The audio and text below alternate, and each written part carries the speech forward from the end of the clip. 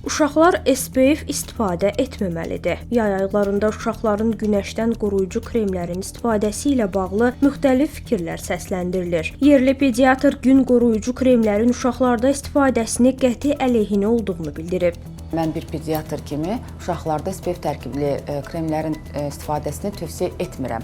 Ona görə ki, əgər biz bunlardan istifadə etsək, bu Sun Protector Factor tərkibli maddə ultrabənövşəyi şüaların dəriyə keçməsini əngəlləyəcək və uşaqlarda D vitamini yaranmayacaq. Ona görə də biz D vitamini almış olmayacağıq bu yay günlərində.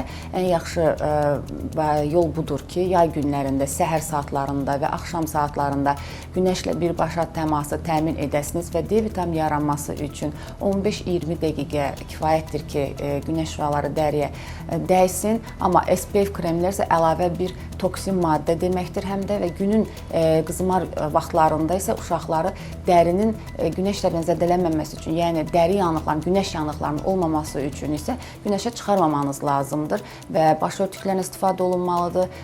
Uzun qol da geyilə bilər uşaqlar üçün. Əgər vacibdirsə, uşaq həmin saatlarda havada olsun. Dəniz kənarında belə SPF kremindən istifadə etməkdənsə, kölgəliklərdən istifadə etmək daha doğrudur.